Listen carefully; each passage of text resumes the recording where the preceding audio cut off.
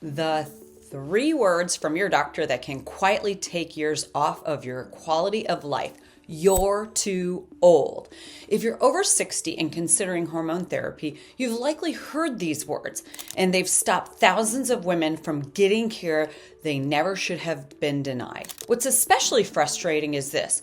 Even though the FDA has officially removed the black box warning on estrogen, many OBGYNs remain reluctant to prescribe hormone therapy, and many women are still afraid to take it. The warning may be gone, but the fear it created still lingers.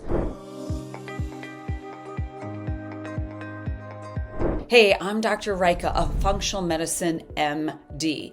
In the next 10 minutes, I want to walk you through the real science behind age and hormone therapy, why this fear persists, and how to think about hormone replacement in a way that actually reflects modern medicine. Even if a woman gets the green light on BHRT or bioidentical hormone replacement therapy, I'm going to highlight one error that can land them right back where they started, or worse. By this end of this video, you know exactly what this mistake is and how to avoid it.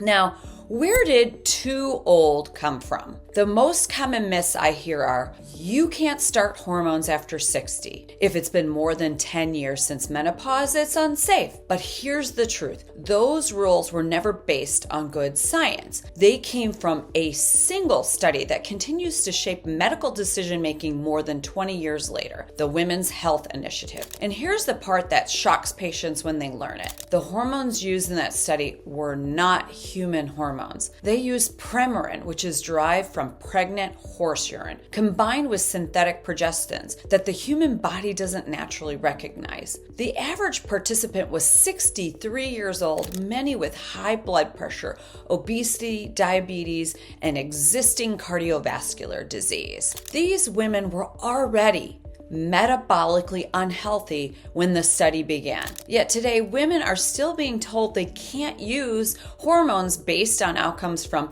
different hormones, different delivery methods, and different patient population. That's not evidence-based medicine. That's outdated fear. What changed and what didn't? The FDA has now removed the black box warning on estrogen, acknowledging that the original fear linking estrogen broadly to cancer was overstated and misunderstood. But here's the problem. That warning shaped 2.5 generations of medical training. Most physicians practicing today were never properly taught to prescribe hormone therapy safely or how to individualize it. At the same time, millions of women internalize the message that estrogen is dangerous, and that fear hasn't gone away just because a label changed. So despite updated guidance, many women are still being told no, and many others are too afraid to ask. Do hormones even work after menopause? A common misbelief is that hormone receptors somehow shut down after menopause. They don't.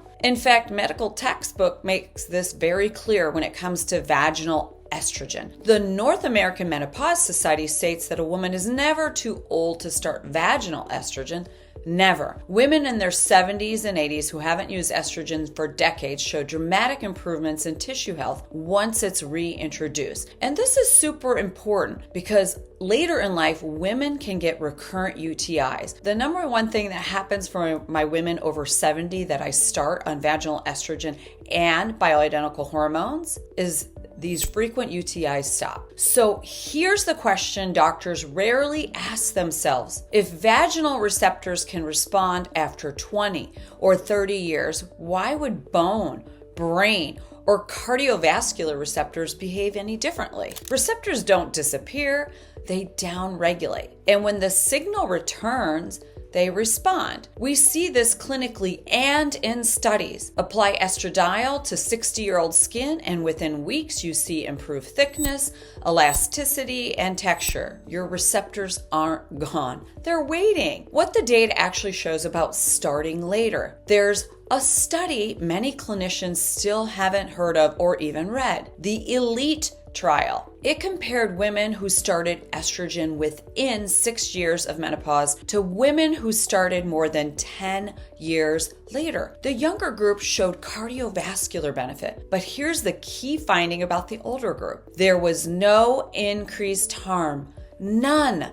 And that study still used oral estrogen, which we now know carries more risk than modern transdermal options. Oral estrogen passes through the liver, increasing clotting factors, and converts to estrone. Transdermal estrogen bypasses the liver and delivers estradiol directly into the bloodstream, the same form your ovaries once produced. One expert summarized it this way: it's more medically probable than not that starting hormones after 60s offers more benefit than harm. That's a very different message than you're too old. Who is and is not a good candidate? Age alone should never be the deciding factor. Picture two women, both 65. One exercises regularly, doesn't smoke, has normal blood pressure, and has good metabolic health. The other has uncontrolled diabetes, active heart disease, and smokes. Same age, completely different risk profiles. Good medicine evaluates cardiovascular health, blood pressure, cholesterol and insulin resistance, smoking history, overall fitness, and inflammation. For healthy women starting later, the approach is thoughtful. Start with the lowest effective dose initially. Use transdermal estrogen and closely monitor at 3 months and then every 6 months. And emerging data suggests estradiol levels in the range of 80 to 100 may be the most protective for bone, brain, and cardiovascular health. This is personalized medicine, not blanket rules. The 3 myths that need to go. Myth number 1, you must stop after 5 years because of breast cancer risk. That risk came from synthetic progestins, not estrogen. Natural progesterone does not show the same signal. Myth number 2, you can't take hormones if breast cancer runs in your family. There's no evidence that bioidentical hormones increase risk in women with a family history of breast cancer. Myth number 3, you eventually have to stop.